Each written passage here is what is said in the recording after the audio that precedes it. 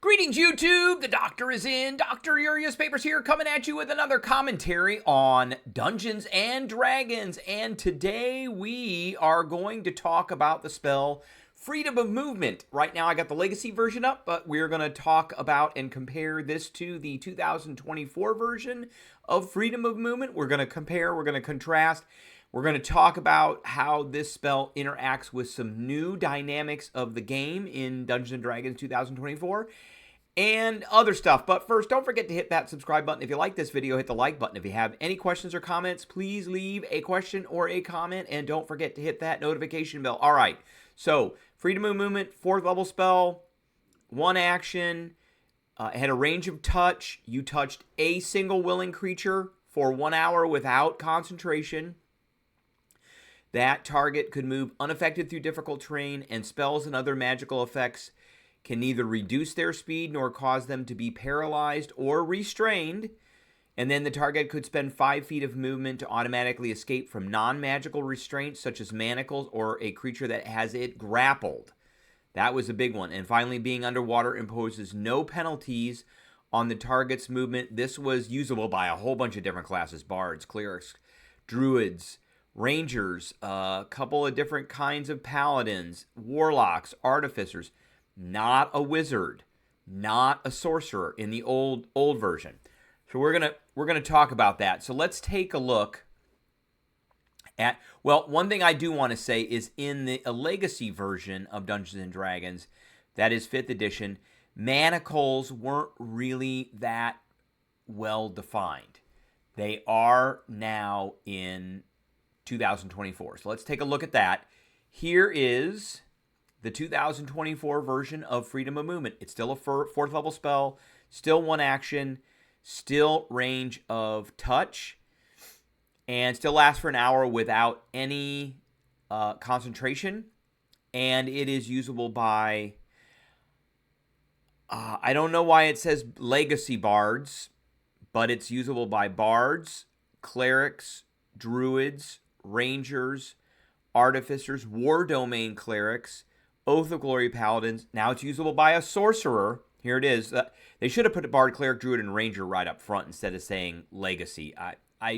There is no rhyme or reason to me as to why these are the way they are, but that's the way they are. But now sorcerer, clockwork sorcery, sorcerers can use this spell. So that's important. So you still touch a willing creature for the duration, which is an hour without any concentration. The target is unaffected by difficult terrain, and there's a little hyperlink here. So there it is. And spells and other magical effects can neither reduce the target speed nor cause the target to have the paralyzed or restrained condition. This time, the target gets a swim speed. So if we looked at the old version, the target has a swim speed equal to its speed, but the new version, if we look at the old version, it says, finally being underwater imposes no penalties on the target's movement. But if we look at the new version, it says you've got a swim speed equal to your speed. In addition, the target can spend 5 feet of movement to automatically escape from non-magical restraints, such as manacles. And there is now a very concrete definition and mechanic for manacles and creatures imposing the grapple condition, which has changed quite a bit. Now, here's the biggest change with this particular spell. The biggest change with this particular spell is you now can upcast it. One, there is a change that sorcerers can use it, but the biggest one, in my opinion, the most significant one, is that you can upcast this spell. You can target 1 additional creature for each spell slot level above 4. So at 4th level, you get 1 creature. At 5th level, you get 2. At 6th level, you get 3. So on and so forth. So that's a really important thing. This lasts for an hour. If you're going through a dungeon crawl that you don't think is going to last very long, then this is a very precious spell. And you might need to cast it on more than 1 player in your group. It also is usable by DMs for villains. Don't forget that, DMs.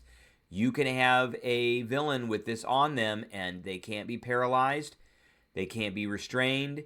They can't be grappled. They can't have the chain. We're going to talk about the chain, and we're going to talk about the manacles. Can't have those put on them because those are things that are very useful to players. So let's take a look at that because it is a thing. So in the player's handbook, for 5 gold pieces, there is a thing called a chain, which you use a utilize action, and then you can wrap the chain around an unwilling creature within 5 feet of you that has been grappled, incapacitated, or restrained. If you succeed, not the creature, if you succeed on a DC 13 athletics check, which is fairly easy to do. Remember, if you're a monk, you get flurry of blows, you can use your bonus action first, flurry of blows, to do a grapple and a punch if you are a grappler. And then once you've got them grappled, you can use your action to use the utilize action and wrap the chain around them. And they can't escape unless they make a DC 18 athletics check or acrobatics check or a athletics check of a DC 20, which both of those are not easy to do. Even at mid-levels, they're not easy to do. So the chain is a very useful item for very cheap. I have a monk character who uses a chain as his belt. So that is another thing. And also the manacles, which were defined in the spell. Again, it's a utilize action. You can use the manacles to bind an unwilling small or medium creature. Now the chain doesn't really say anything about creature size. It just says if they have the grappled, incapacitated, or restrained condition, you can wrap it around them. That's it. Doesn't really say anything about size. Manacles do define size, small or medium creature. That has the grappled, incapacitated, or restrained condition. You have to succeed on a sleight of hand check, which most things that are going to be able to do grappling should have a pretty good dex. And then you bind the creature. They have disadvantage on attack rolls, and they're restrained if the manacles are attached to a chain or hook that is fixed. And you get out of that with a DC 20 sleight of hand or a DC 25 athletics check. So manacles are a little bit easier to get out of than the chain. But I digress, because these particular items are essentially worthless if you've got freedom of movement on. You can get out of them. So pretty good spell in my opinion. Originally, back in the day, we gave the Legacy version a B+. I am going to move this up to an A- because we can now cast it on multiple creatures.